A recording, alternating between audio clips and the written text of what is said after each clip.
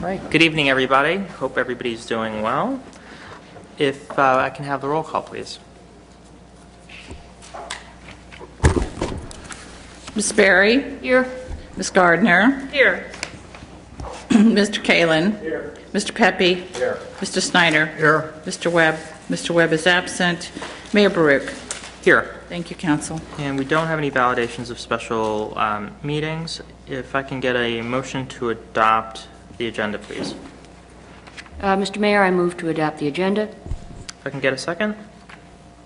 Second. Second on Vice Mayor Snyder. All in favor, say aye. Aye. Any opposed? Any abstentions? The ayes have it. The agenda is adopted. We don't have any proclamations this evening. Are there any members of the public who are here for oaths of office to new boards and commission members? Kathy, were you expecting anybody? I'm looking. No, sir. Thank you. And I have a couple of speaker slips on items that are not on the agenda. The first speaker slip that I have is from Mr. Peter Horlin regarding handicap parking signs.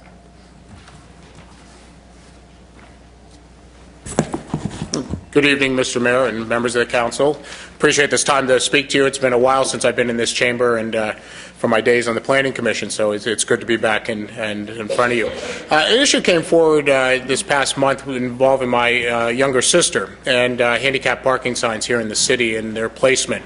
I will say up front that the city manager has been very helpful in my conversations with him and trying to understand and move forward with this. And the crux of what we found is that we have signage around this city that in some places, especially on private property, may be inadequately placed or not placed in proper areas that make it clear to the citizens where a handicapped parking space may or may not be or may be in conflict with others.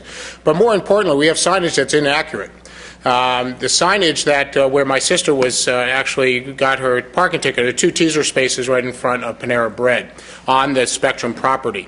And the signage there says handicap parking. Again, there's a question, and we did attempt to go to court to have it contested. Didn't get too far with that. But the signage says fines of $100 to $500. However, when you look at the parking ticket that you get, there's only one box that the police can check, $500. And again, in conversation with the city manager, we both understood that there might have been some state involvement here in setting that, but all the involvement is it says shall not exceed $500. So we have signage that says your fine will be $100 to $500, and we do recognize it's a very serious offense to park in a handicapped parking space, even by accident and by mistake.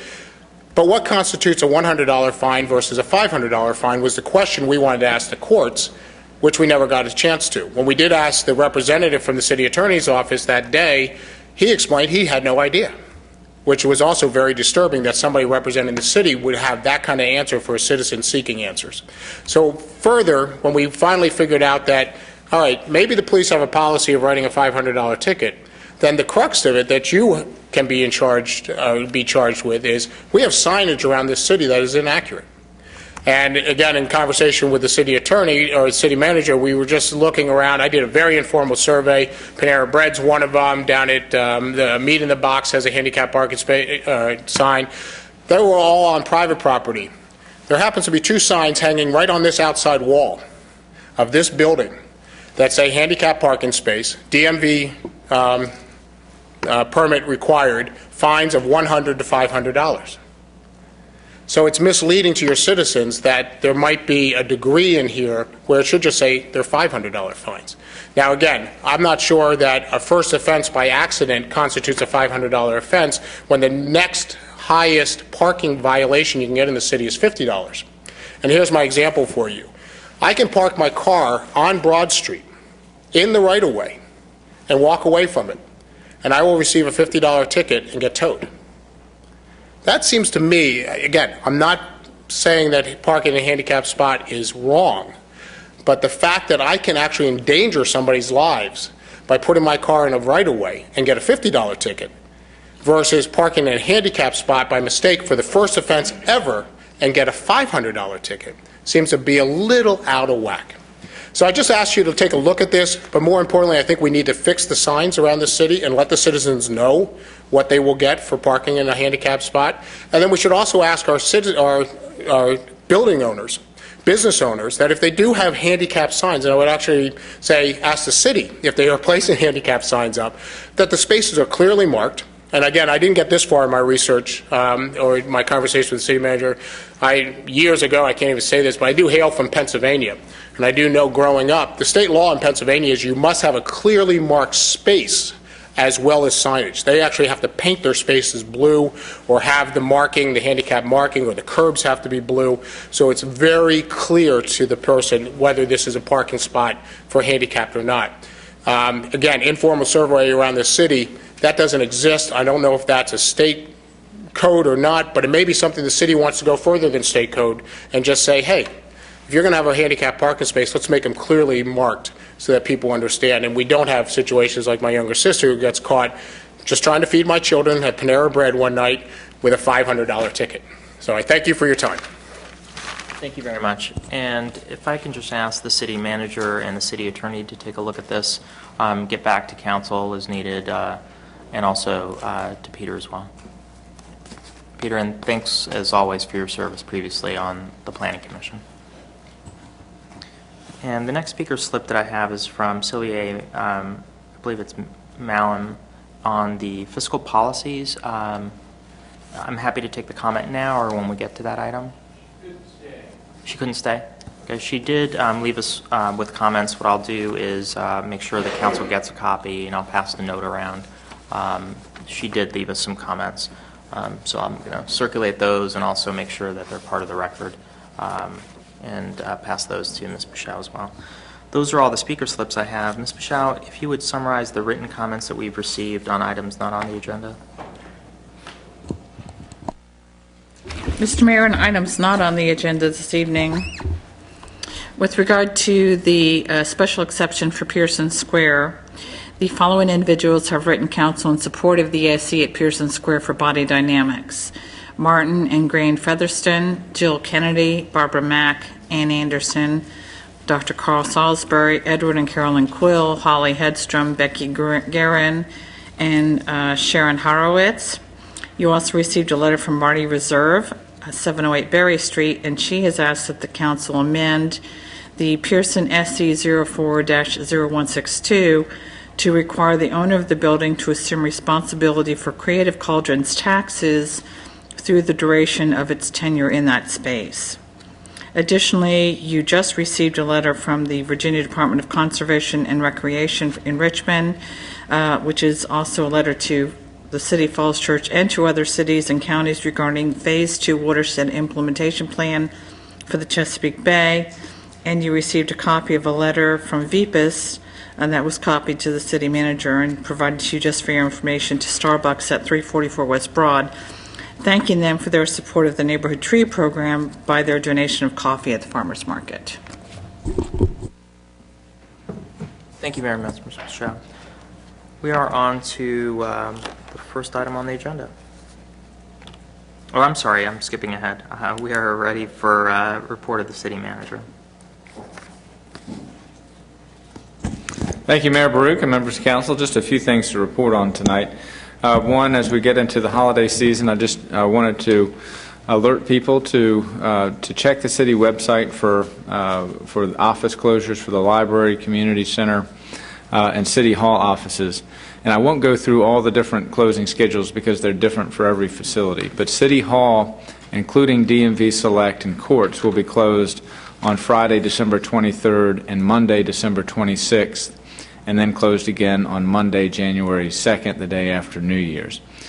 But again, if people can go online just for library dates and the community center hours. For trash pickup, one of the good things about moving trash pickup to Wednesday of the week, which we did just about a year and a half ago, is that it very rarely gets interfered with these holiday schedules. So trash pickup will go per normal pickup throughout the holiday season. We do have Watch Night scheduled in the City of Falls Church, and that's the city's free New Year's Eve celebration, and that will be held from 7 p.m. to midnight on December 31st. and that's at the intersection of Broad Street and Washington Street. And a couple other holiday-related items. The city is sponsoring our Toys for Tots program, and that's principally sponsored by the city police department in conjunction with the U.S. Marines. But Corporal Justin Cuomo and Sergeant Ed Lancaster are taking the lead for that, and you see the boxes around City Hall, and people are invited to drop off gifts that will be distributed to children throughout the D.C. area. We also have our food drive that is underway, and we're taking donations of non-perishable food items, canned foods, those types of things between December 12th today and through December 16th, and that's being organized by Housing and Human Services, and we have drop-offs there throughout City Hall as well. And the city does participate in the United Way area campaign, and we have a program where we get that information out to all city employees so that we can participate in giving. And typically, city employees have donated or contributed at a higher rate than surrounding jurisdictions in the region, and something that we're proud of. So I wanted the council to be aware of those things and be happy to answer any questions. Thank you, Mr. Shields. Council, any questions or any items for Mr. Shields? Okay. Thank you very much. We are on to business on the agenda. The first items are second reading of ordinances or other items requiring public hearing. Ms. Bishop, you'd read the first item.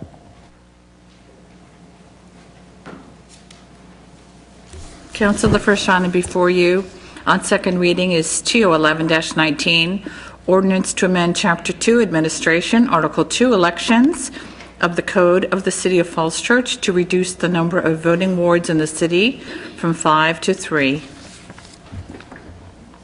Thank you. Welcome. Good evening, Mayor Baruch, Vice Mayor Snyder, members of City Council.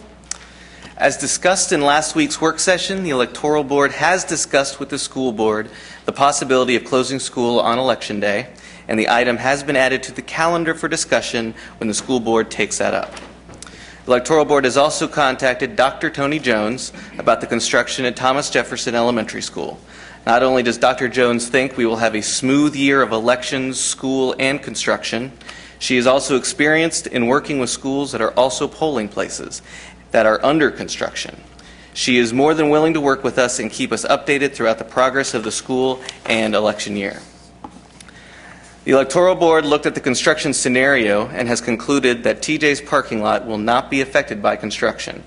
Construction workers will be instructed to park on the other side of TJ, away from Oak Street, and there is still more than enough parking at TJ, considering we only need an additional 15 spaces to accommodate the proposed population of voters. It has also been brought to my attention that I need to mention curbside voting is a service that we provide voters who have access issues otherwise, disabled or over 65. The Electoral Board has been assured that the League of Women Voters will assist in education and has a list of other organizations to contact as soon as this ordinance passes, including VPIS, CBC, Democratic Committee, Republican Committee, Chamber of Commerce, Tinner Hill Foundation, Odd Fellows, American Legion, Friends of Cherry Hill, and the Falls Church Lions Club.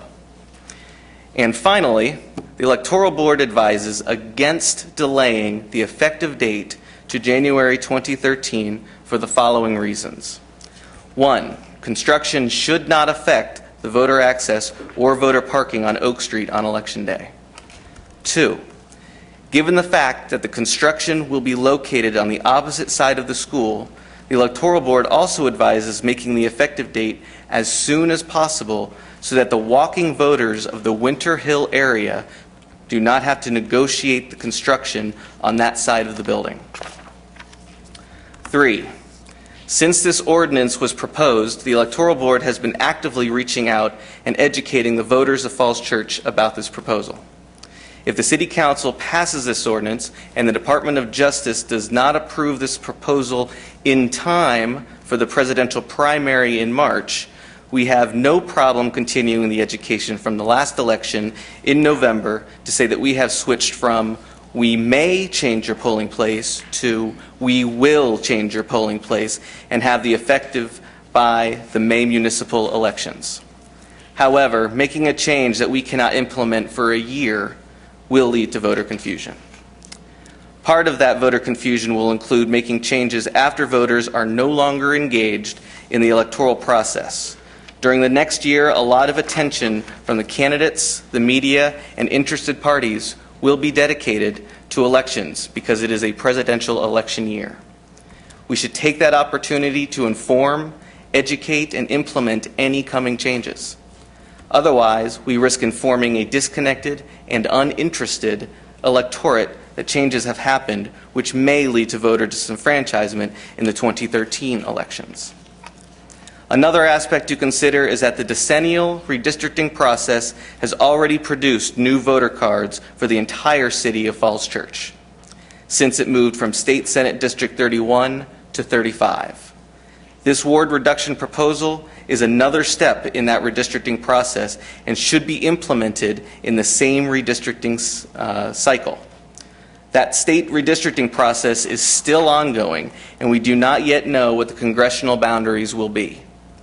There is a chance that City of Falls Church will receive another round of new voter cards in our congressional district changes, and voters will receive those before the June primary in 2012. There is even a chance we could be fiscally responsible in making the effective date immediately and allowing the State Board of Elections to pick up the cost of mailing new voter cards when they mail the congressional changes. Again, thank you for allowing us to have this discussion and for your thoughtful consideration of our proposal. Thank you very much. Questions, Council? If I can get a motion, there's two motions that are listed. One is to adopt, and then one is to adopt with a delayed effective date. If I can get a motion, please. Mr. Mayor, I move to adopt TO 11-19. If I can get a second, please. Second. Thank you. I want to open this item up for public comment. I didn't have any speaker slips on this. I know that we received some comments, some which were summarized earlier, but I do want to see if there's any members of the public that wish to speak on this item. Not seeing any. Ms. Bishop, you'd summarize the written comments we received? One moment. With regard to the ward change ordinance, you received by email and I think a hard set of responses from Ms. Renee Andrews to citizen letters. And with regard to this issue, Gary Laporta at 130 Channel Terrace has urged council to approve reducing the number of voting wards from 5 to 3. Christopher Flanagan at 517 South Spring Street also supported the proposal to reduce the wards. Thank you, Ms. Bishop. Are those all the comments? Thank you.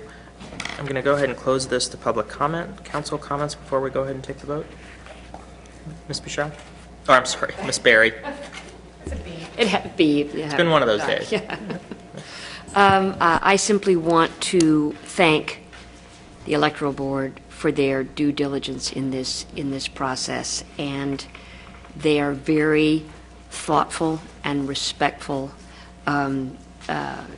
engagement and explanation of the process.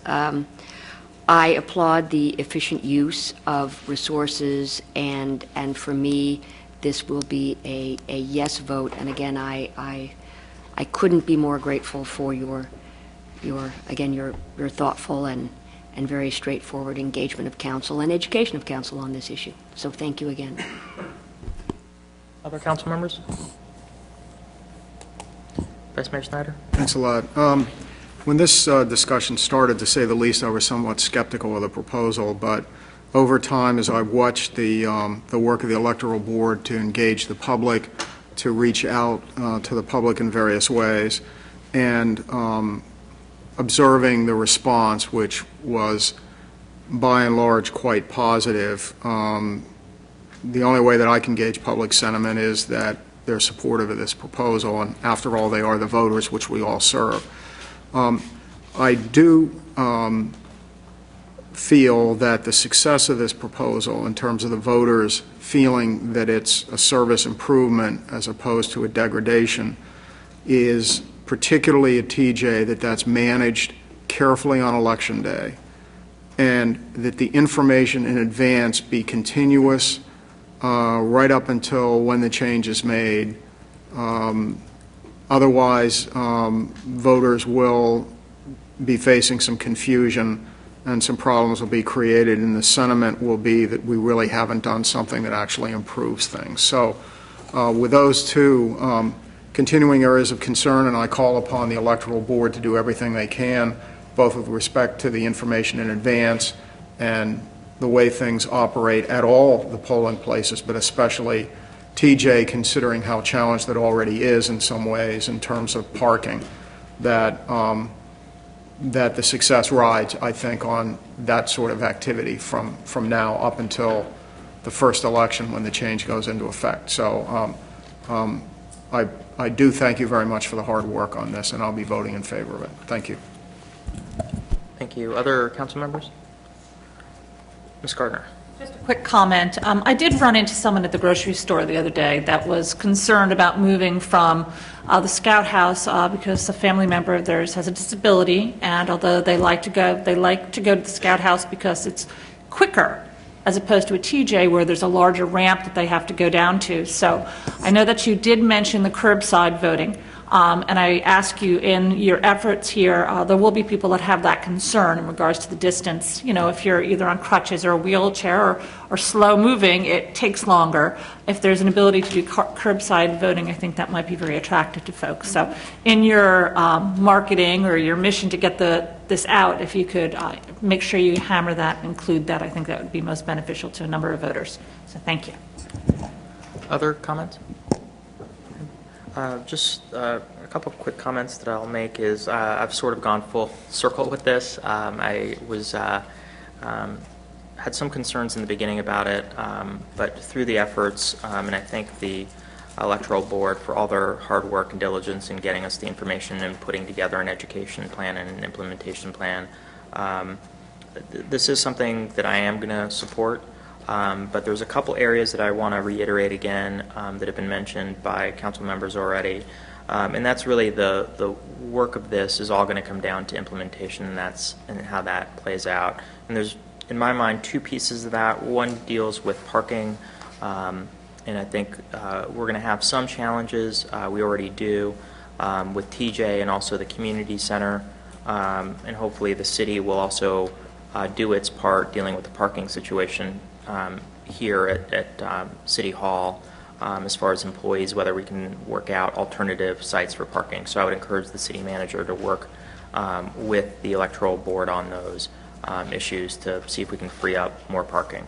And you know, those would be a couple times a year where those issues are going to come up, and hopefully we can engage other businesses nearby to help with parking situations on those times, or even if it's during times where we think it's peak, where people are going to come in and vote. The second piece of it for me is really educating the voters, and I know that we've got an implementation plan together, and certainly various organizations in the city are going to be helping with that, but I can't overstress the need to make sure that work gets done.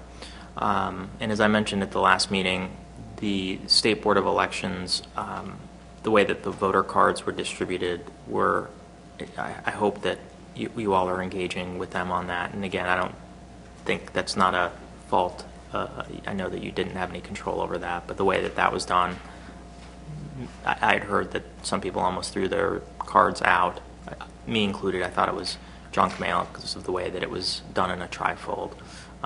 So given that new cards are going to go out twice more, right? Is that correct? Could. So at least once with the change, and then possibly once more. It's once. Sorry, I think it's important for the public to know what they might be getting as well. If we have a congressional district change, the state would send those out. If we do something locally, You'll those send would be our voter cards, which look the same as the old ones. It's only if the state does something. I actually have a meeting with the Secretary of the State Board of Elections tomorrow, and I'm happy to bend his ear about it at that Great. time. Well, it gives me confidence that it's going to be you all that send out the districting cards, so I think that's great. So if you'll keep up with the education and get the word out. And what I would also ask that the city attorney do is, I know that we're on a truncated time process, if we can also try to get the request for the pre-clearance done, or the clearance, or whatever it's called, out as quickly as possible.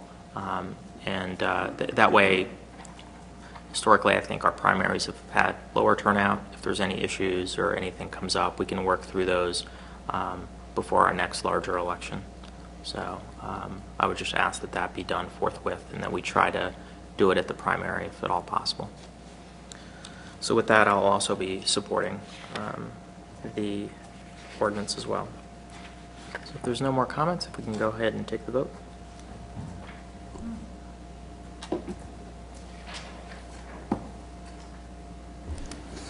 Ms. Berry? Yes. Ms. Gardner? Yes. Mr. Kalin? Yes. Mr. Pepe? Yes. Mr. Snyder? Yes. Mayor Brooke? Yes. Thank you, Council. Council, the next one before you is TR 11-50, resolution modifying the Affordable Housing Fund guidelines. Thank you. Nancy, are you going to be doing the staff report? Excuse me? Are you going to be doing the staff report? Yes. Okay. Please. Or Wyatt. Nancy Vincent will provide the staff report. I just wanted to alert council to the fact that we do have a revised version that was provided at the council members' desks at the dais, and the changes that are all highlighted in yellow. And I'll ask Ms. Vincent to walk us through those changes. In terms of the rationale behind them, just very briefly, there were comments made at the work session that were not reflected in the staff report that was put out last week, and so we've made the adjustments to do that, and they specifically relate to the loan program that is before council and that we're proposing. So, Nancy.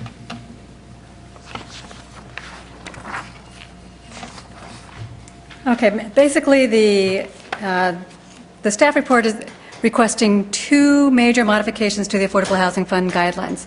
The first is to serve households with incomes up to 120% of the area median income. And the second, as Mr. Shields mentioned, is to add a loan program as an eligible activity. In response to the comments received by the council and mayor over the weekend, two revisions were made to the staff report to provide further clarification. The first was the addition of next steps on the revised copy, which outlines the process for approval of applications submitted for use of the fund. And that is that an applicant would submit an application to the Affordable Housing Fund Committee. That committee would make a decision and make a recommendation to the Housing Commission. The Housing Commission would in turn make a recommendation to Council for final approval for use of the funds. The second bit of clarification to the staff report was to delete construction or development as an eligible activity for use of the loan program. It was not the original intent of the loan program to be used for developers or to be used for construction. The construction activities can be sought through the other eligible activities for the fund. So this new terminology or this removal of construction actually clarifies what the original intent was. Are there any questions? Council? Ms. Gardner? So you need to clarify your clarification for me. Okay. So the line 118, loan program for acquisition, rehabilitation, and/or development of multifamily or single-family properties. That wording is not in the currently in place policy. Correct. Okay. So when you rewrote it, or added to it. You added all of that and now have determined that you want to subtract that piece. From what, exactly. Okay, thank you.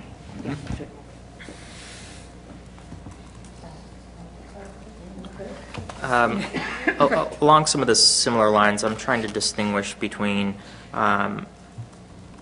rehabilitation and construction. I know that we struck out construction. Just what do we mean by rehabilitation? So acquisition and rehabilitation would refer to existing units. Development was referring to new construction. So if there was an existing property that could be somehow transformed into an affordable housing unit, then that would be an allowable activity under this guideline. So that would fit within rehabilitation.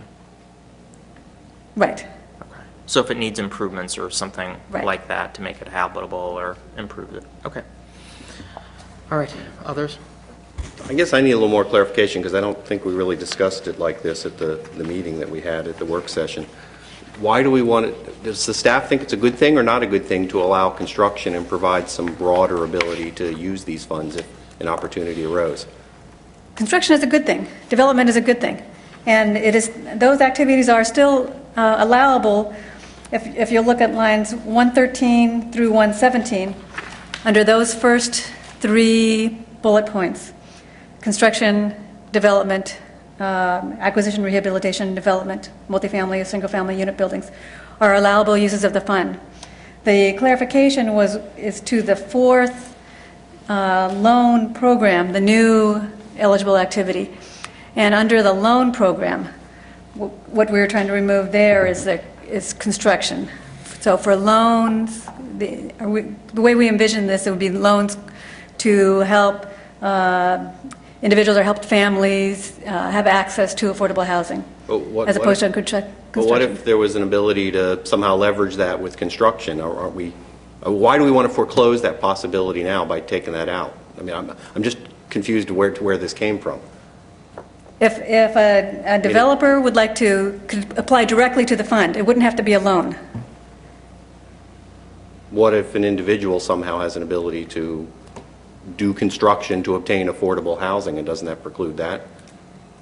Yes. Well, it does preclude that because under eligible applicants, it can only be an organization, a nonprofit organization.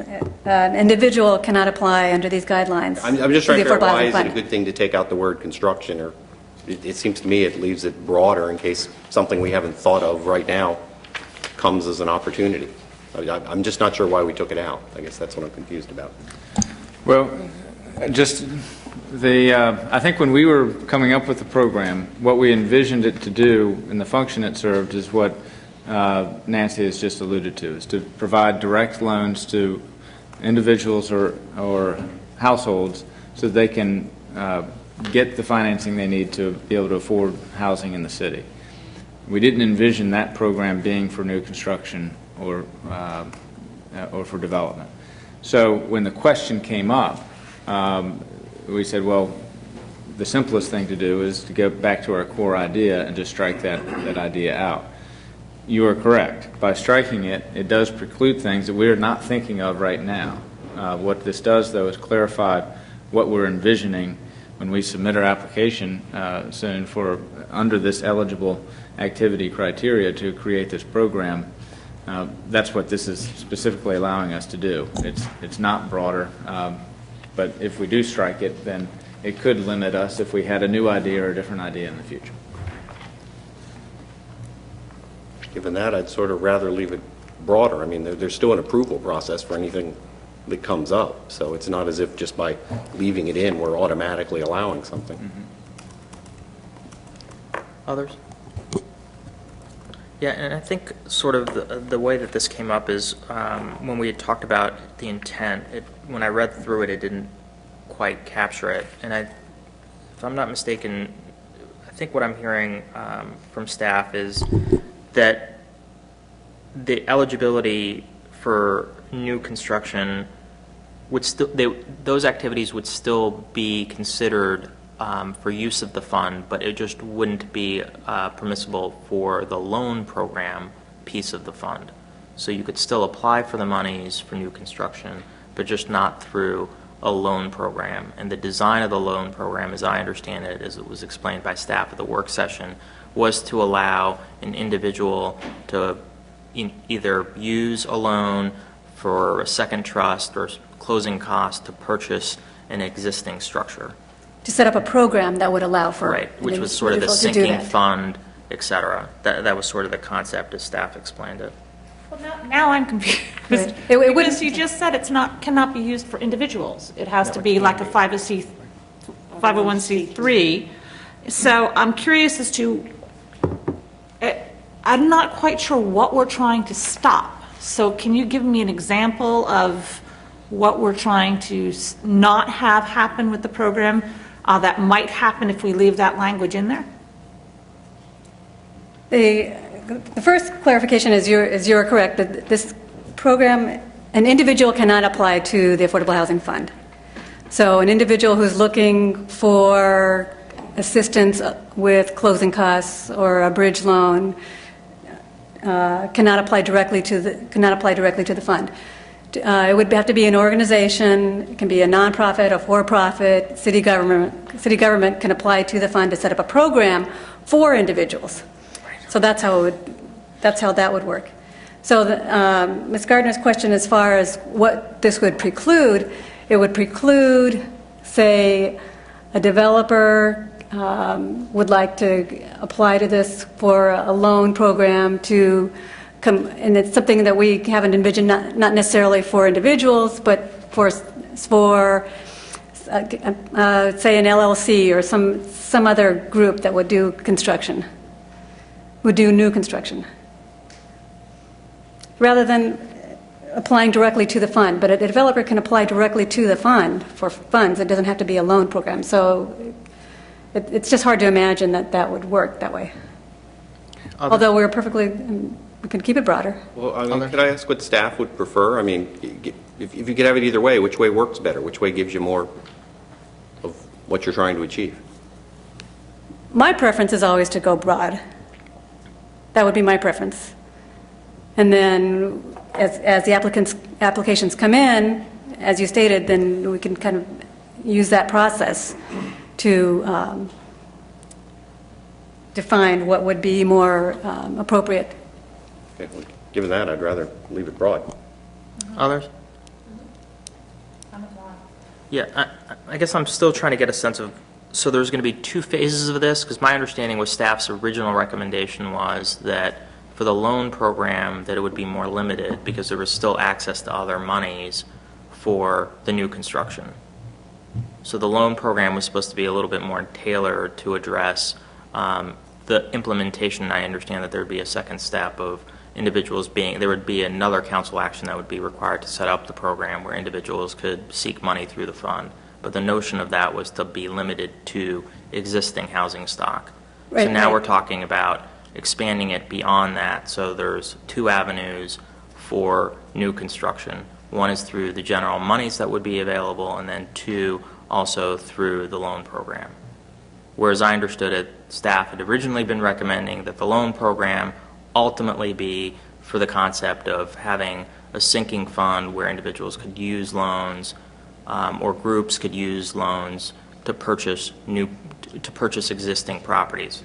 And that was the point that we got into, kind of the double bang. Let's make this money to be utilized much more quickly with existing stock, given where the housing market is, because that window is going to be lost. And that's where the market is now, and for all practical purposes, it will be used for existing stock. So that's why I think staff originally, as I understood it, had been recommending going forward with this, have an implementation plan that focuses on individuals and allows the money that we have go out and buy properties that are available. So now we're talking about some larger program. But again, that brings up forming the loan program. The city would apply, get the money to create this fund, this loan that individuals can get. Right. The loan program that's listed here, as I see it, is not the one that the city needs to apply through these to get money to create this loan program that individuals can use. Exactly. That is not technically the same loan program that's on this list. Right. Right? Right. Okay. These are the overall guidelines for the Affordable Housing Fund. It's not, what we're not trying to do is tailor the guidelines to meet some program that the city will put forward. Exactly. Cindy, did you have something you wanted to add? Yes, I just covered it for me. Okay. All right. Mr. Shields, anything you wanted to add? Others? All right. Well, I guess this was much more clear before we started in my mind than where we ended up. Does any comments by council on this? I'd love to go back and have the motion, have the and/or development and construction words in there, just so we don't have to revisit this, that we're opening the door to some creativity and possibilities down the road. We do that for you. Well, we don't have a motion yet. We so don't the have a motion's motion. made that We're way. still That's all it is. under discussion. Other council members? I guess my only question to staff is, what I'd like to see in the implementation, I mean, I understand that these are broad policies, but my goal is to get this money out as quickly as possible and see the city design the program so individuals can come in to purchase new properties and assist in, what I mean by new, I mean existing properties, and get that money moving. Because there are some, granted not many, housing opportunities available now. So how do we best accomplish that, I think, is the question for me. And staff does intend to submit an application to the Affordable Housing Fund for such a So if program. that's my objective, which language works best for that, as you understand it? For that particular program, either language would work best because it's not going to be for construction. So if you're looking at that particular program, either way. If we want to keep it broad, then we'll keep construction and development in there, although the program that you're discussing that staff will submit will not be construction program. Okay, so the policy will be more general, but what staff is going to submit is going to be more narrow? Yes. Okay. I can live with that. I just don't want different direction and then we get a policy that's much broader as far as the implementation goes. So I think I understand where this is, there's two pieces of it. So I guess my view is I can live with it either way, but as long as the policy comes out with more narrow, or I'm sorry, not the policy, but the implementation comes out much more narrow and gets the money out usable for existing properties, that's where I'd like us to go, not the other way around. So, anything else by council members? No, I mean, some of us may have a different idea about that, so we'll see when we Yeah. cross that bridge when we get to it. We're going to have comments after the... Yeah, I mean, or you can make comments now. For $500,000, I mean, there's not much that's going to happen, period. So whatever the language the council agrees to is, it's okay with me or staff wants. But I'm going to echo what Nader said. You really have to get moving on this. This fund has been sitting there for years at about $500,000 and just decapitalizes every day. So we need to get going to implement it, and it's not going to have a major impact. So the criteria can be whatever they are. With $500,000, you can do a couple of programs, probably. It's not much more. And it was mentioned previously, the likelihood of the city providing more funds for this is problematical. Whether the developers and negotiations, if we have projects, that will depend on the individual cases. But this program does not at the moment look like it's going to be growing from city resources. Others? Okay. If I can get a motion and then we'll have any further comments. Ms. Gardner? Mr. Mayor, I move to approve TR 11-50 with the revision as outlined on line 38 to 43. As caveat, I did not mention the other revision because we're not taking it. Thank you. If I can get a second, please. Second. Thank you. Okay. I'd like to open this item for public comment. Are there any members of the public who wish to address this item? Not seeing any. Ms. Bouchard, did we receive any written comments on this? Okay, thank you. I'm going to go ahead and close this item up for public comment. Any other comments by council? Mr. Snyder? Very quickly, what we're doing with this is we're making existing designated funds for affordable housing actually usable. And then secondly, the structure of this funding is such that after it's provided, it's recaptured and can be reused again for other people, so that there's a multiplier effect here potentially in terms of the program. So I just wanted to clarify those two things. Thank you. And I also want to just add that one thing that we didn't discuss this evening, but there was some lengthy discussion about the policy, is that it also does expand the program for income levels at 120% AMI, which I think is a very important aspect of this. So there's going to be more individuals who have access, and it's going to be better targeted, I think, for the needs of the city, specifically towards ensuring that people who work for the city have access to housing, for example, such as teachers, city employees, et cetera, and our seniors. So I think that's a real big benefit that we didn't discuss at length, but again, we did discuss that at some length at the work session. So I'm fully supportive of that aspect of the program of going to 120% AMI, and I'm glad to see that in the language. And then the loan program, I think that, again, as Mr. Snyder mentioned, is going to help put the money to work soon. So I hope that we do get the implementation aspects of it. I have my views of how that money can be put to work more quickly and essentially get us, as I mentioned at the work session, double the bang by getting folks who need the housing into units within the city, and also helps reduce some of the extra inventory that we have, which I think also helps the economy of the city and fills the units that are otherwise vacant. So that's why I'd like to see that move forward as soon as possible as well. So I am going to be supporting it and look forward to getting the actual program. So, and if staff can, after we take the vote, just let us know when we can see the actual program itself, that would be helpful as well. Mr. Kalin? Just maybe this for Waddy and Nancy. In terms of implementing it, it'll be important, I suspect, to calibrate staff resources with the types of monies that are expended. Loan programs require monitoring. Remodelings require a lot of monitoring.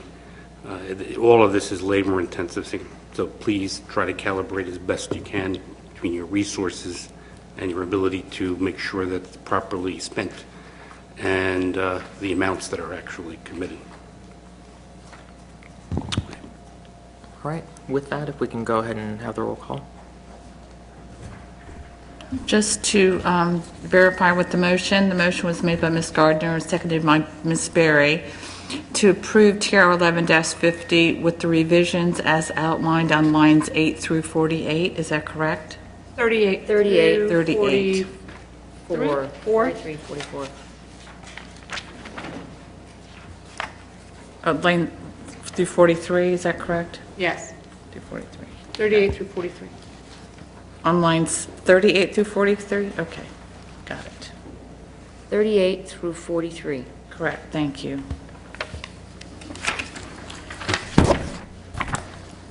Ms. Berry? Yes. Ms. Gardner? Yes. Mr. Kalin? Yes. Mr. Pepe? Yes. Mr. Snyder? Yes. Mayor Baruch? Yes. Thank you, council. The next item before you, council, is TR 11-35, resolution to adopt fiscal policies for the City of Falls Church.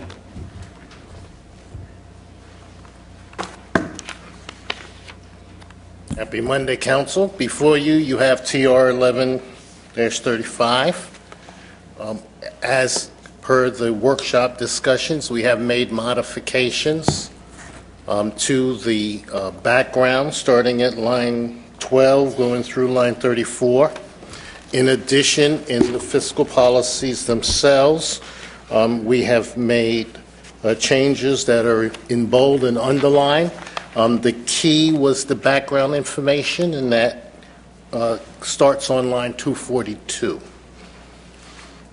I will be happy to answer any questions at this time. Thank you very much. Council, questions for Richard? Ms. Berry and then Ms. Gardner. Mr. Mayor, I have a number of questions. Some of them are as simple as typographical corrections, and then some are clarifications. How would you like me to handle that? Let's start with the bigger questions, so the clarification questions, and then let's move to The typos? the typos. And the one thing I'll add is that there is one whereas that's new that's being recommended that we add, and that would be inserted at line 89, and those were left on the dais for us. Mr. LaCondre, I just wanted to make sure that in all of these discussions, there is no assumption of an increase in the tax rate. We're talking about the use of the general fund 1.3 that's set aside infinitum. That's correct. Okay. Okay. And then if you want to go into the more detail. To more detail. Typo on page 3, line 81, policy. Missing the O. Sorry, what was the line number? Line 81, resolution to adopt fiscal There's an O missing. On line 156, one of my mother's favorite bête noirs, its should be ITS, not IT apostrophe S. Okay, and then on line 140, I'm sorry, on 146, I wanted to also, this came up in a Budget and Finance Committee meeting, Mr. LaCondre, I just wanted to make sure that in case there was any confusion, certainly there was in my mind originally, in the language on 147 and 148, this language does not assume transfers between the water fund and the sewer fund. It was transfers within the fund, each fund from, say, admin to operations. That's Yeah. correct. Okay. From the general fund. From the general fund, right, okay. That's it. Other council members? Questions or clarifications? Ms. Gardner.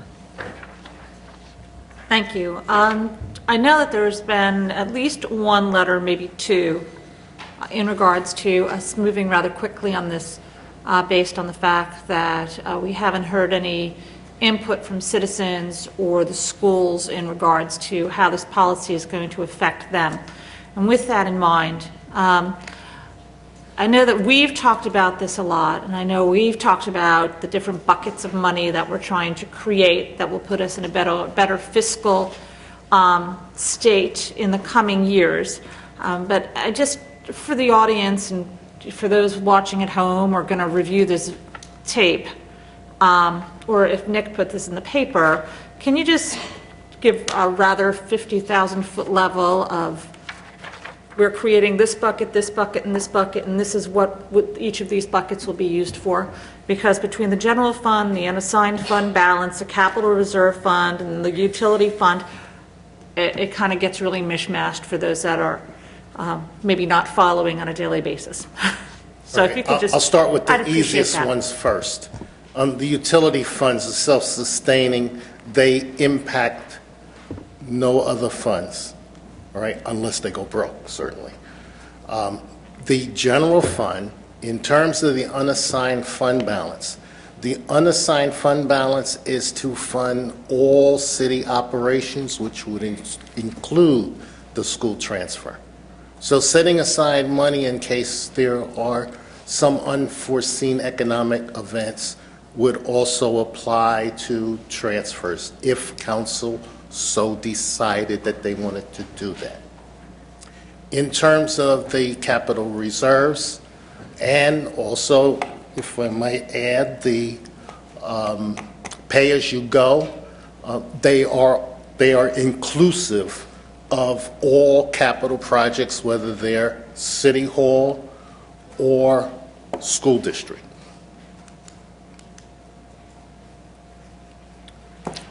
All right. Other comments? Does that help, Ms. Gardner? Yes. Other council members? Mr. Kalin? Thank you. It's something we had discussed before. These policies are amended line by line, as it were, as things change. It's not surprising that after many iterations, it becomes hard to follow. It may be useful to keeping the substance, but sort of redraft it. It's not a rush. It's not something immediate. By the time the next policy gets reviewed, that it actually may be easier to follow for the lay reader. It's not a criticism. It's the way papers get evolved as they try to adjust each year for the interesting or the important components. The documents tend to lose their coherence. You may want to consider that for the next round to address the issue of understandability. Mm-hmm. Thank you. Other council members? Vice Mayor Snyder? I guess, let me ask you the fundamental question. Why are we doing this? Well, we need to update the policies. Right. The council invested money for a consultant to come in and provide recommendations. We are at the point now where it is probably a good time to implement those recommendations. We do need to establish reserves. We are now coming out of our version of the recession. We are slowly starting to turn things around. And as we're doing that, we need to prepare ourselves going forward. At this point, the recession has drained our resources. We are now trying to reestablish them. Okay. Let me ask you a second question. In the materials that we have, you've got a reprint of an article from Moody's Investor Services. And in there, it talks about the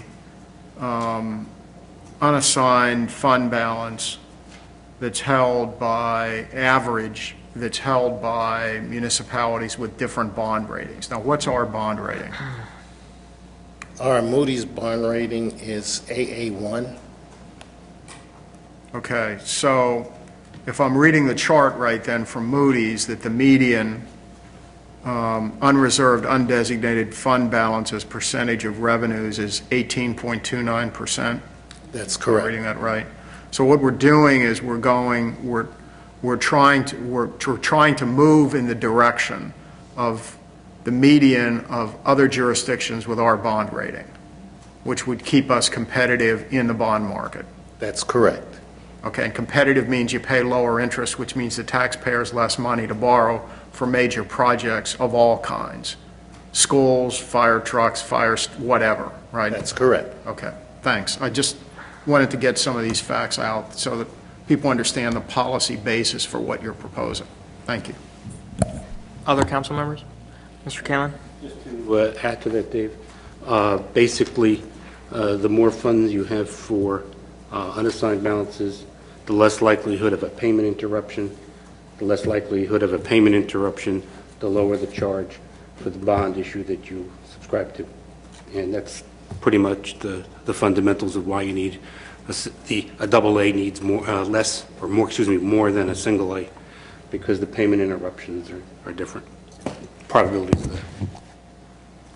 Other council members? Ms. Gardner? Thank you. And also, I know we all received this letter, and I'm sure that Kathy is going to reference it as some written comments, but there was a concern how this would impact the bottom line for the school budget in the upcoming year. Do we have any idea how will this have a direct impact? Will this mean that, and you know, I'm asking you to speculate a little here because we don't have their numbers yet, but is this going to have an impact on what the schools can ask for and what we can provide for our school funding?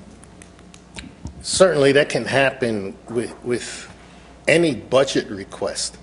The school district, for example, or the police department can come in and ask for double what they're getting. Now, is that practical? The answer is no. A reasonable request can be addressed as we go forward and as we are projecting. All right? I don't foresee anyone suffering as a result of this policy. It's something we've already been doing.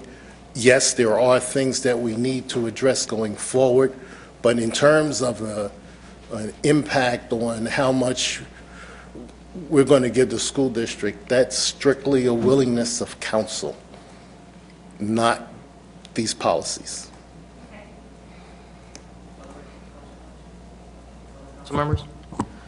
I've just got a couple questions. One, if we can just get some clarification of what the intent is with regard to line 152. 152? That's correct.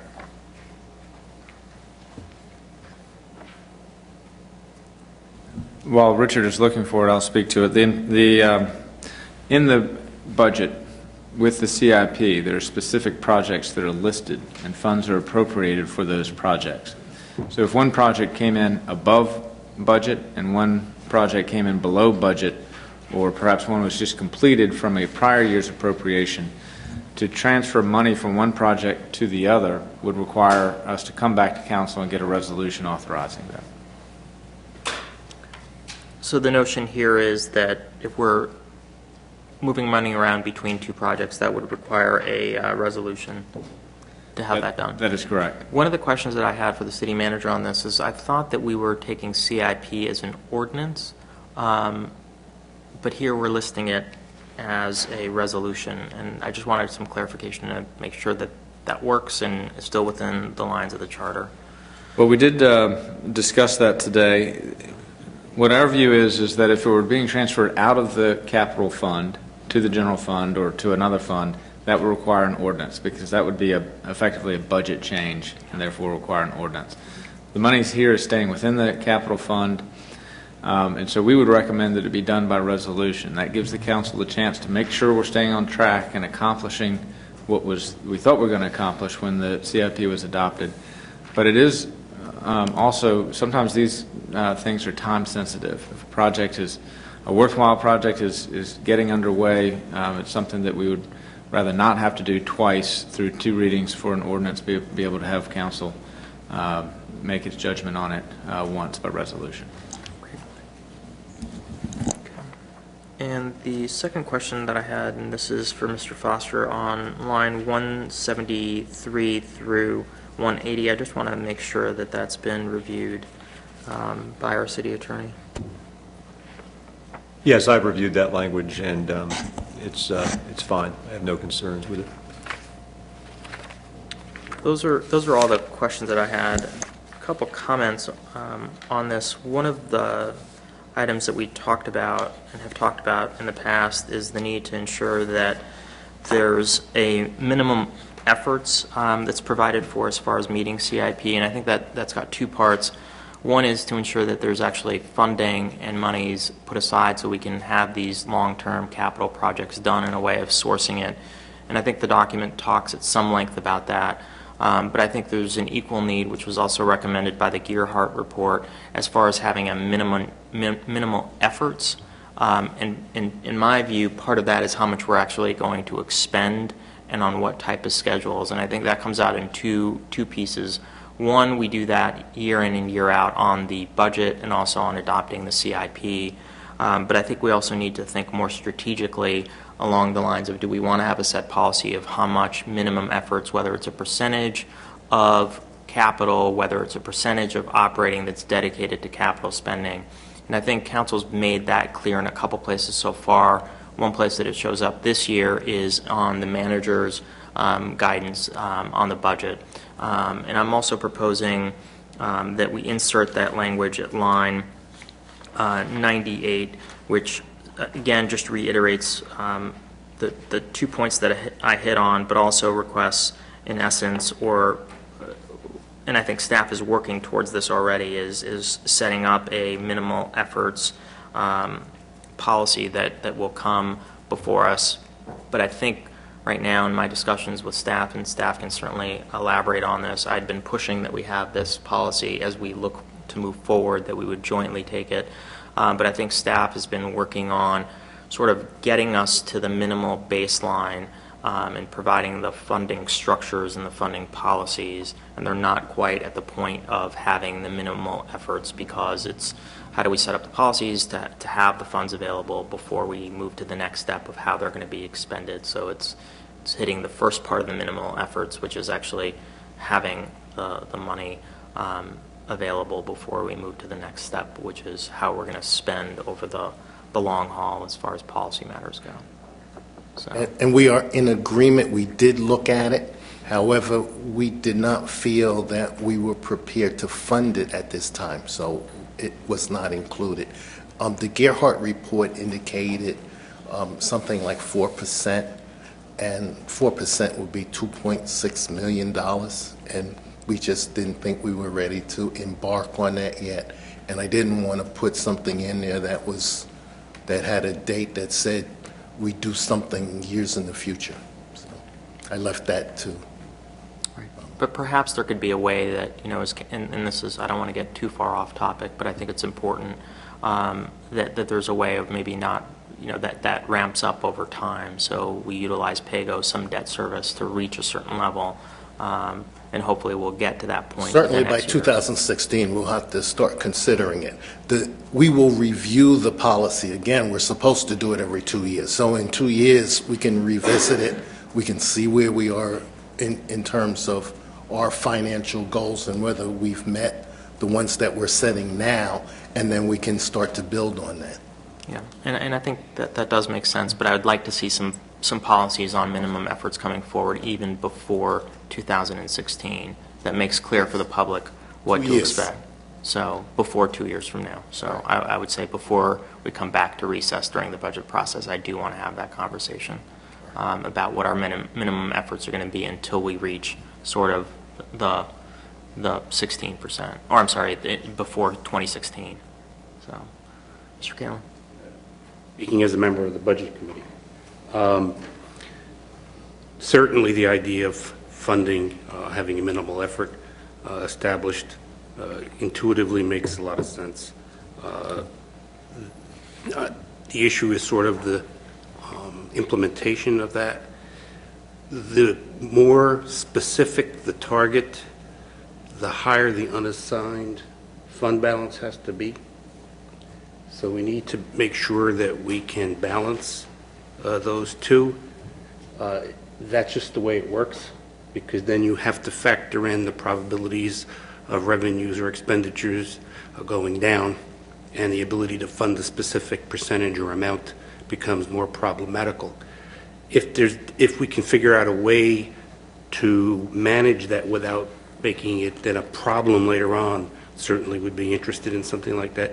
But the devil is in the details and how you would construct such a minimal effort. No, absolutely. And again, part of that is that we do that every year when we adopt the CIP and we adopt guidance. But if there's a way of capturing some of the same aspects in a policy document, and it can even say each year council will adopt, as part of the city manager's budget guidance, a minimum efforts. So it's not tied to a specific dollar amount or a percentage, but just that council's committed to providing council or providing the manager guidance on a year-to-year basis on those PAYGO and capital improvements. It could be even as loose as that, which allows for a lot of flexibility. But again, shows that there is direction to making efforts on addressing the capital needs.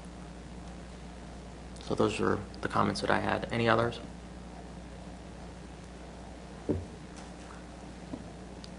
All right. If I can get a motion, then we'll go ahead and open this up. Mr. Mayor, I move to adopt TR 11-35. If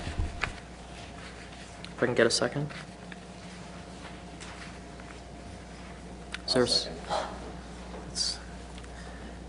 Let's run on the second. Okay, I'd like to open this item up for public comment. I didn't have any speaker slips on this. Are there any members of the public that wish to address this item? We did. I'm going to get to that. Ms. Bischoff, if you could summarize the comments we've received. We have 2 written comments before you, Council.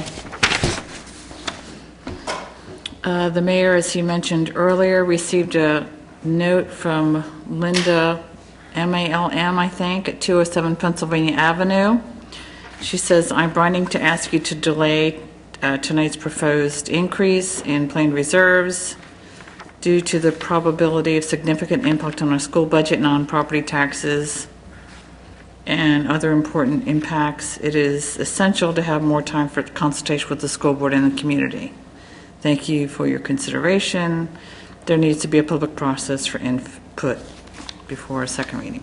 Barbara Cram said, today I learned of a proposal to increase fund reserves markedly to 50% would affect all city schools, services, etc. She supports fiscal strength and strong reserve funds, but she says this is being proposed during a time when it has not been vetted to the citizenry, and there's been no discussion, and it's come to their attention kind of late. And she said, given the immediate impact of the need to make up the shortfall in some manner, ample planning and discussion time should be observed by council until other recommendations for implementation have been proposed and alternative approaches, perhaps to achieve the goal of increased reserves. She asked that council delay this until February 2012. Thank you. If I can just ask a clarifying question as far as the motion. Ms. Berry, was your intent to also incorporate what was on the dais, inserting at line 98, the whereas? No, I was not clear on that, and I'm happy to amend my motion to include language that says, I move to adopt TR 11-35 with the additional language presented to council. What would be the proper? Well, since I thought that's what I was seconding that it was included, it wasn't seconded, so it's just make the motion and say that it's in there, and then we'll second it. So how would I refer to this? The additional language presented on the dais? That's fine. Okay, the additional, okay, so that I move to adopt TR 11-35 with the additional language in the in the whereas. Okay. And that was your understanding of the Additional whereas clause? Yes. Thank you. All right. Any comments before we go ahead and take the vote? Mr. Pepe, I saw your hand first. Make a general comment. I saw a couple of the concerns we got tonight about saying, gee, this is going to tie our hands with respect to the budget. And the reality is it's a policy and it's a guidance document. And what we actually do with the budget is going to depend a lot on the numbers and where they shake out and what we need to do. But this is not an attempt to, while it would be nice to say we're having strong reserves, this is not even getting us up to the minimum requirements of what we knew to be prudent. And while it's useful to have more input, and this is a first reading and we'll have more discussion, is this first or second? It's a resolution. Oh, it's a resolution. I'm sorry. Well, the point is that it's nice to sit and have a discussion, we can weigh in, but the result of a discussion, at least in my mind, for my vote, is not going to be, gee, I'm going to adopt something that's imprudent just because I'm concerned that we can't deal with it. We're going to have to deal with a lot of problems, and the worst thing we can do is to not have policies like this to guide us and then end up in a worse position where we can't fund the school projects that need to be done, and in particular some of the capital projects that need to be done, as well as the other things. We need to take a balanced approach, and this is the best way to get us to be able to do all the things we need to do. Other council members? I have two quick comments. This is from some of the comments that we received earlier. I had discussed with city staff whether we needed to take action on this now or whether we could defer it, and some of the feedback that I got is that having these general parameters are important as city staff is working on developing the CIP. So I just, if I can get some further comments from staff about when action's required and why. Mr. Shields? Well, they're important for capital improvement program development, and that's going to be presented to the Planning Commission in mid-January. So the Assistant City Manager, Cindy Mester, is putting that together right now, working with finance staff to do that. And so this will inform that effort. I I think that's the most pressing thing in terms of timeliness. But there are other items in here that we're cleaning up that are good to have cleaned up. That these are changes that are policies that reflect how we're doing things now, and they really they should be updated to bring that practices into sync with policy. And then the other question that I had, and this is unrelated to the timing issue, was I wanted to get some clarification about moving monies between funds, between capital reserves, and also to the general fund, for example. What would be required to do that?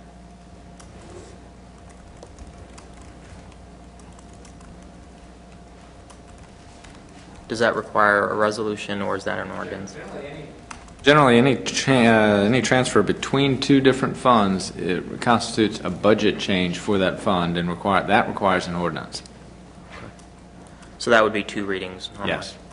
And again, if staff, perhaps at a future date, I broached the idea of making it a little bit more challenging, shall we say, of moving around money, such as going to a supermajority type of vote, if that were to happen.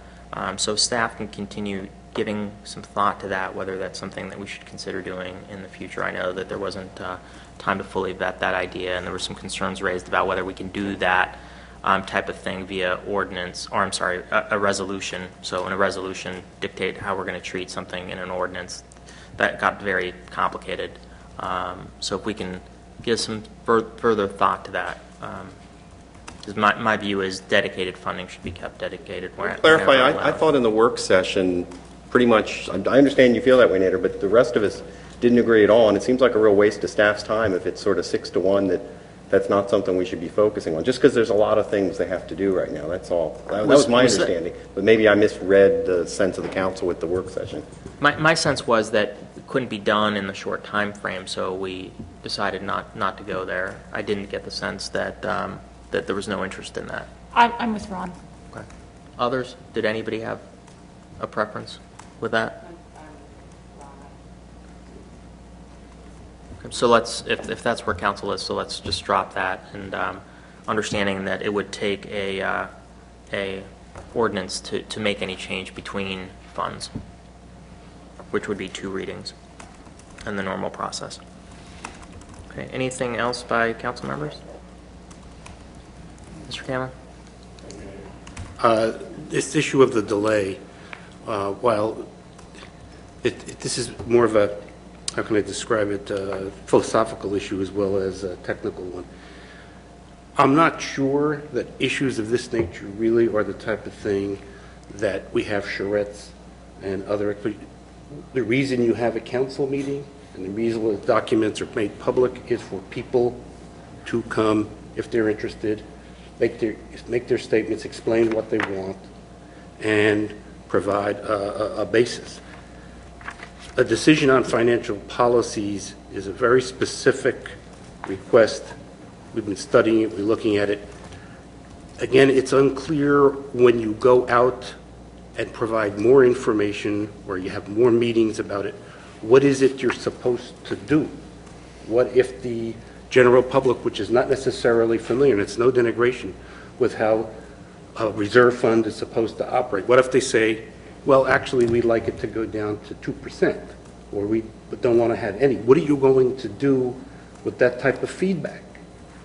There's something where are supposed to be the responsibilities of a council, and I think this is one where this is the responsibility of a council to decide. Public has an opportunity, and they've always been welcome to come in and make their views known.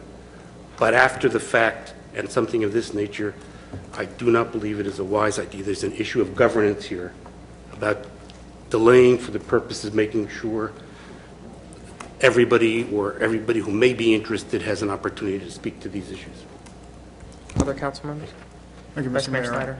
Thanks very much. This is an interesting discussion, but I think that the important thing for me is that I think the fears expressed by those wanting more time really don't relate to the action we're taking tonight, and that the action, and I think Ron made that point earlier, also the action we're taking tonight is entirely consistent with what we see other jurisdictions that we're basically in competition for funding are, and that this will make us an effective competitor under these policies. And that's money that would be spent on school buildings and other public facilities, other capital needs. So for those reasons, I feel we can move forward. I do make the point that, after all, this is the public's money, and the public certainly has every right to express their views. But I think in this case, I don't see a reason for delay. Thank you. Other council members? I'm going to be supporting this evening as well for a couple of reasons. One, this policy does essentially, or this set of policies does three things. One is moves up the floor for the unassigned fund balance to 17%, and is put forward in the staff report. That's approximately 2 months of expenditures, which I think is very reasonable, and allows the city to stabilize if we have any shortfalls without it doing drastic things such as having to cut services immediately or lay off staff if we do have shortfalls, and allows us to do a little bit more smoothing than we have. So I think that's a prudent policy change. Also, I think it's important to take note of historically where we've been, and I believe, and the city manager can correct me if I'm wrong, but before the financial downturn that we had, our fund balance was running in the 23% or so range. So I think it's important to take note of that, and that ultimately served the city well in getting through some difficult financial times.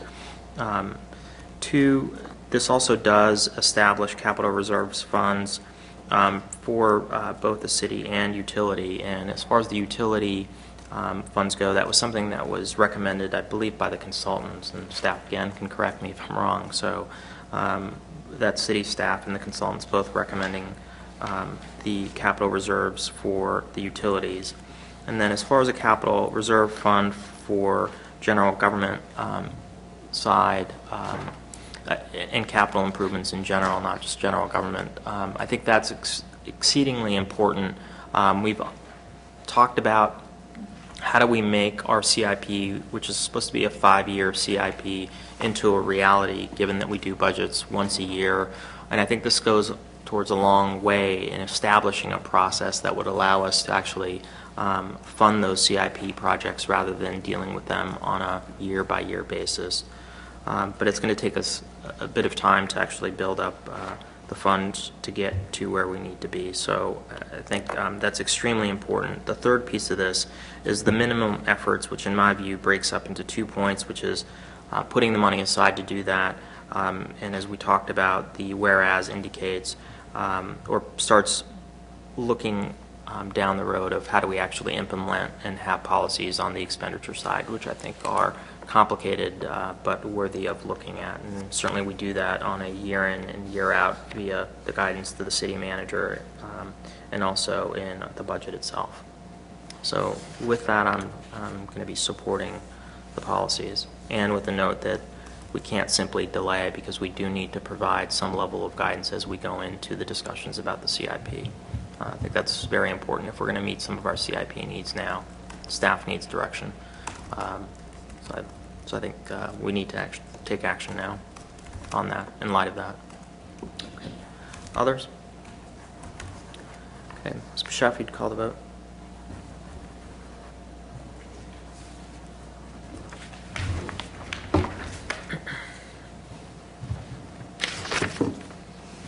The motion made by Ms. Berry is to adopt Tier 11-35, including the additional whereas clause, correct? That's correct. Ms. Berry? Yes. Ms. Gardner? Yes. Mr. Kalin? Yes. Mr. Pepe? Yes. Mr. Snyder? Yes. Mayor Brook? Yes. Thank you, Council.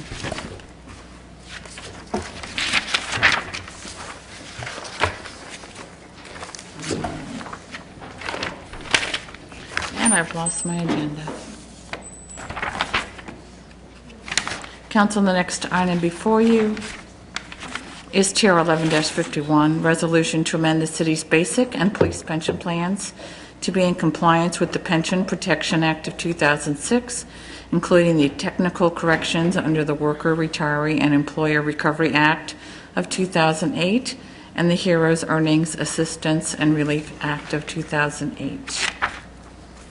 The resolution for the council is both mandatory, the council has to adopt it, and two, not terribly impactful, because they're technical in nature to comply with federal laws, and they reflect practices that we already engage with in the administration of our pension funds.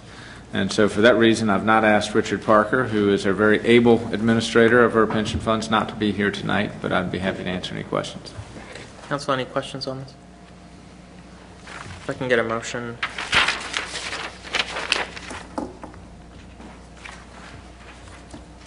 Mr. Kalin? I move to adopt the TR 11-51. If I can get a second. Second. Thank you. I'd like to open this item up for public comment. Didn't have any speaker slips. Are there any members of the public that wish to address this item? Not seeing any. Ms. Bouchard, did we receive any public sir. comments? I'm going to go ahead and close this item up for public comment. Council, any discussion before we go ahead and take the vote? Not seeing any by council. Why don't we go ahead and take the vote, Ms. Bouchard? Oh, I'm sorry. I was trying to stall as much as I could. beg Ms. your Berry. pardon. Yes. Ms. Berry? You're not voting yet. Ms. Berry, Ms. Gardner? Yes. Mr. Kalin? Mr. Pepe? Mr. Snyder? Yes. Mayor Brooke? Yes. Thank you, Council. The items before you next are consent items. Mr. Yes, there are 4 items on the Manager? consent calendar, and I'll just briefly report on them. The first is authorization for the city manager to expend up to $200,000 for roofing and related services from Colbert Roofing Corporation. This is one item on the city facilities improvement plan, which is also on consent, and which I will speak to on item 4 on the consent calendar. But what this would be used for is to stop the snow from crashing down on the entranceways to City Hall.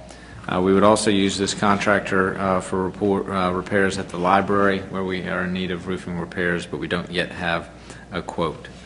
The second item on consent is authorization to execute a contract for the purchase of a hybrid dump truck not to exceed $192,000 under previously awarded Congestion Mitigation and Air Quality CMAQ Improvement Program monies. This vehicle will be used in the Water Utility Fund. We think it's going to be one of the first hybrid dump trucks in use in Virginia, but it's part of our Green Fleet program. Most of our pickup trucks now are hybrid. This is our first large piece of equipment that will deploy this hybrid technology.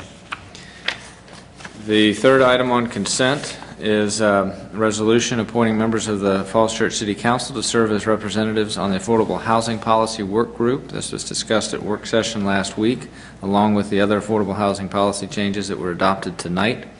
The motion would be to appoint Lawrence Webb as the council's designee to this work group, with Councilmember Robin Gardner serving as the alternate.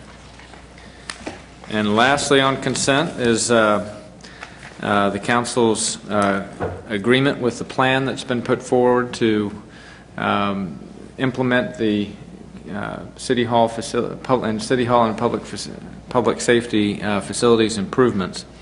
This was discussed at work session last week. There is a schedule of improvements that would be carried out with the $1 million that are appropriated for these critical safety improvements here at City Hall. And we're asking for council consent to proceed with that. Thank you, Mr. Shields. If I can get a motion on the consent items, please. Mr. Mayor, I move each and every one of the consent items.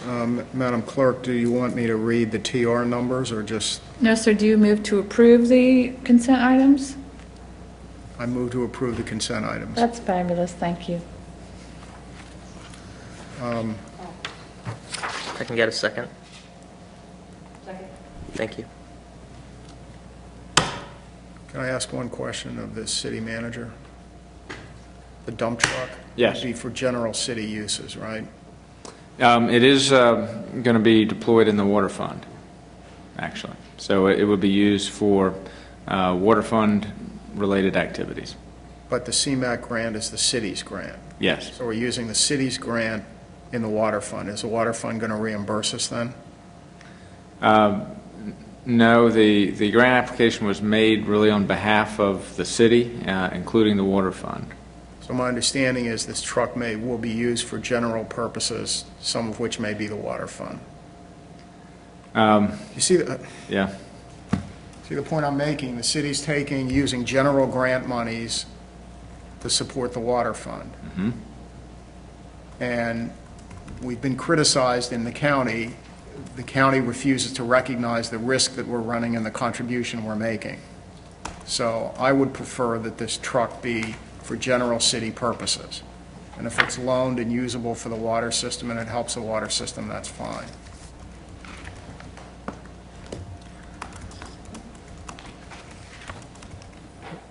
Mr. Shields, let me ask you this. In light of that comment, which I do think it has some merit, can we pull this off and allow you some time to consider it, or is this time sensitive? It is time sensitive because we're awaiting delivery of the vehicle. I don't see anything in the action that says exactly how the vehicle is going to be used. So I think that's all I wanted to clarify is that's what we're voting on tonight. Right, it's going to be owned by the city. Yeah.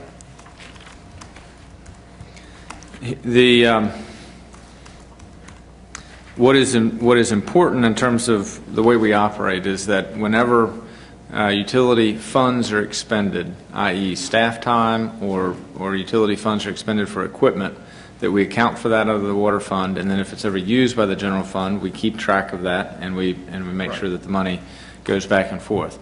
This is a case now where outside money, a grant, is being used to purchase a piece of equipment. There is not a question of expenditure of city funds or water funds. That's a grant that could be used for general city purposes. Understood.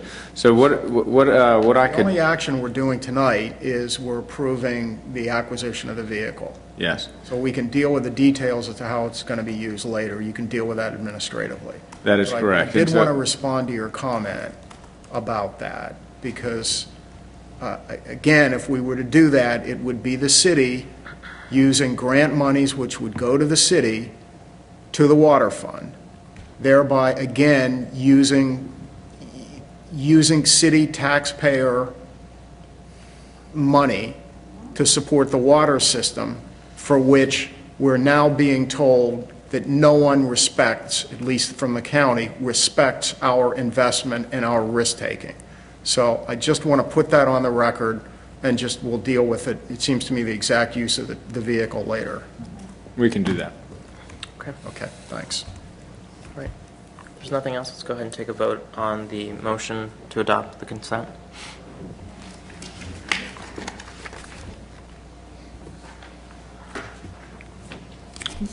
For the consent items, Ms. Berry? Yes. Ms. Gardner? Yes. Mr. Kalin? Yes. Mr. Pepe? Yes. Mr. Snyder? Yes. Mayor Baruch? Yes. Thank you, Council. We have no other business. Business not on the agenda. We didn't have any council member comments and requests. Council, any comments? Any requests? Just had a quick question. We all received a letter from the Commonwealth of Virginia on Chesapeake Bay, and I just at some point would like an explanation to the council and publicly as to what that letter really signifies, if it has any budgetary implications, positive or negative.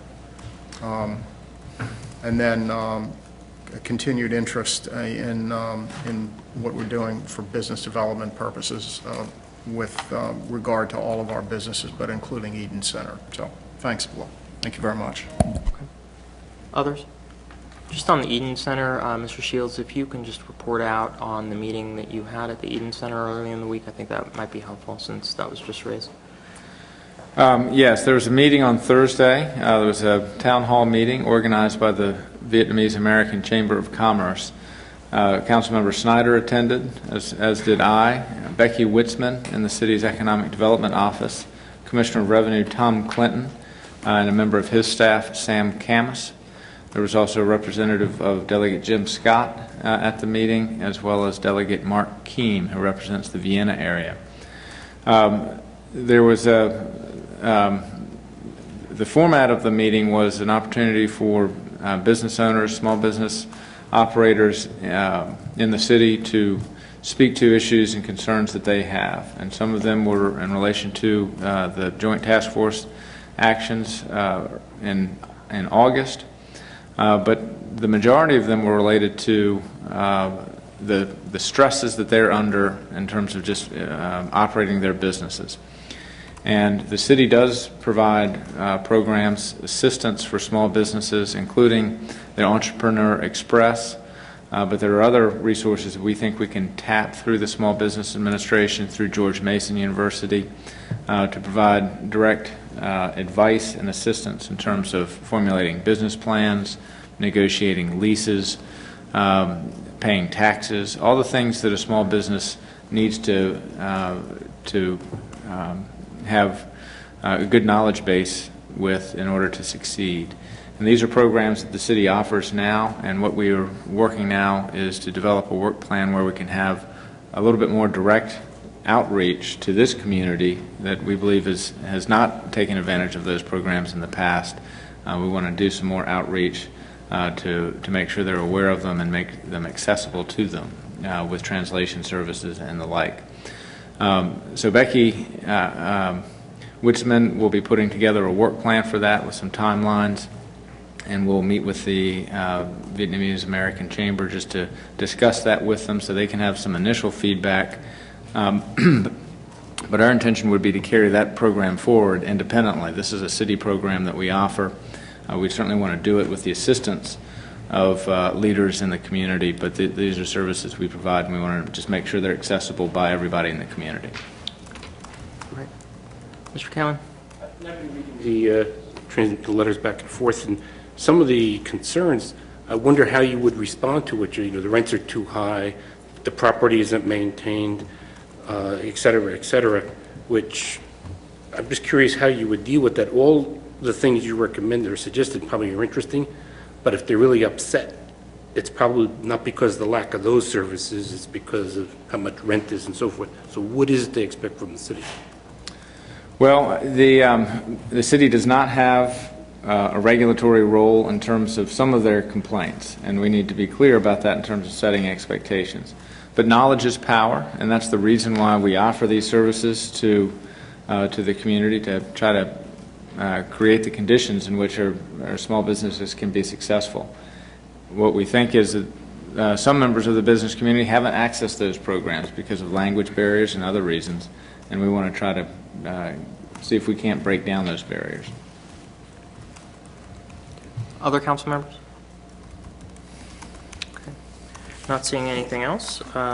We are on to approval of previous meeting minutes, and I don't believe we have any, Kathy. Okay. We are going to close session next, and we are going to be coming back, I believe, possibly to take up a motion. So we will be conducting business when we return, should council take up a motion. So there is that possibility. So I wanted to make sure that the public was aware of that. Mr. Mayor? Yes. Can the TV crews shut down? I don't see why they can't, as long as we come out and just so the public is aware of where we're going to be. John, are we planning on coming back here? We'll come back here. We'll come back into chambers to take up any motions if we do take up any motions at that point.